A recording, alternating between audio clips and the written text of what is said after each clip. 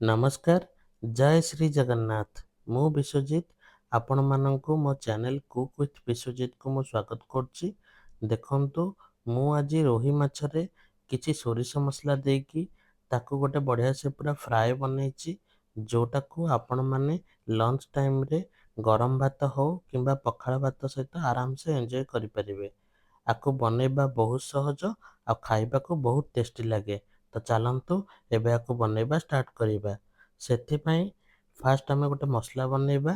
ଗୋଟେ ଗ୍ରାଇଣ୍ଡର ଜାରରେ କିଛି ରସୁଣ, କିଛି ଶୁଖିଲା ଲଙ୍କା ଆଉ କିଛି ସୋରିଷ ନେଇଯିବା।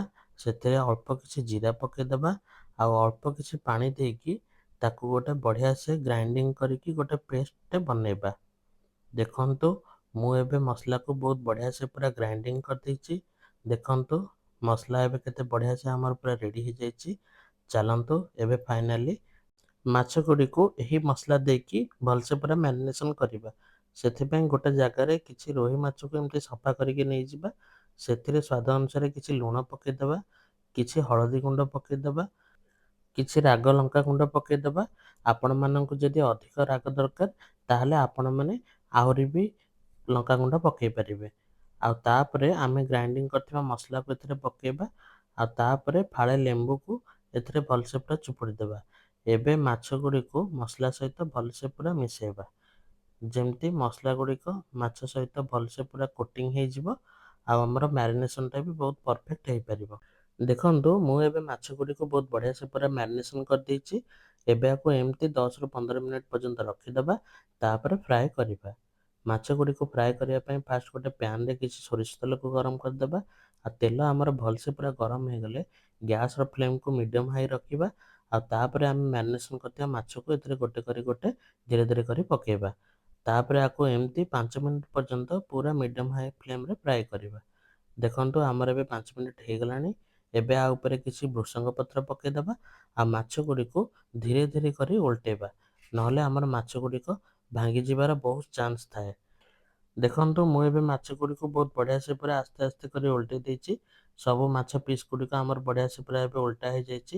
ଏବେ ଆକୁ ଏମିତି ଆଉ 5 ମିନିଟ୍ ପର୍ଯ୍ୟନ୍ତ ପୁରା ମିଡ଼ିୟମ୍ ହାଇ ଫ୍ଲେମ୍ରେ ଧୀରେ ଧୀରେ କରି କୁକ୍ କରିବା, ଯେମିତି ମାଛ ଗୁଡ଼ିକ ଆମର ପୁରା ବଢ଼ିଆ ସେ ପୁରା ସିଝିଯିବ। ଦେଖନ୍ତୁ, ଆମର ଅଲରେଡ଼ି ଏବେ ଆଉ 5ରୁ 7 ମିନିଟ୍ ହେଇଯାଇଛି। ଦେଖନ୍ତୁ, ମାଛ ଗୁଡ଼ିକ ଅଲମୋଷ୍ଟ ଆମର ଏବେ ବହୁତ ବଢ଼ିଆ ସେ ପୁରା ଫ୍ରାଏ ହେଇଗଲାଣି। ଦେଖନ୍ତୁ, କେତେ ବଢ଼ିଆ ସେ ବି ସିଝି ଯାଇଛି।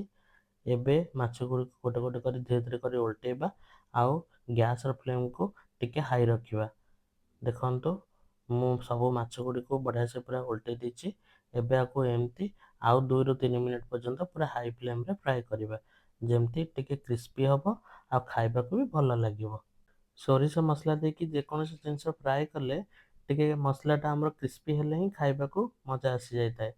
ତ ଦେଖନ୍ତୁ, ଏବେ ଆମର ଅଲରେଡ଼ି ଆଉ 2ରୁ 3 ମିନିଟ୍ ପୁରା ହେଇଗଲାଣି। ଦେଖନ୍ତୁ, ମାଛ ଗୁଡ଼ିକ ବହୁତ ବଢ଼ିଆ ସେ ଏବେ ପୁରା ଫ୍ରାଏ ହେଇଯାଇଛି। ଦେଖନ୍ତୁ, ପୁରା ରେଡ଼ି ହେଇଗଲାଣି ଆମର ମାଛ ପିସ୍ ଗୁଡ଼ିକ ସବୁ। ଏବେ ଆକୁ ଗୋଟେ ପ୍ଲେଟ୍କୁ ବାହାର କରିଦେବା ଆଉ ସର୍ଭ କରିବା। ଏହି ରେସିପି ଆପଣମାନେ ଆପଣମାନଙ୍କ ଘରେ ଥରେ ବନାନ୍ତୁ ଆଉ ମୋତେ କମେଣ୍ଟରେ ଜଣାଇବେ କେମିତି ଲାଗିଲା।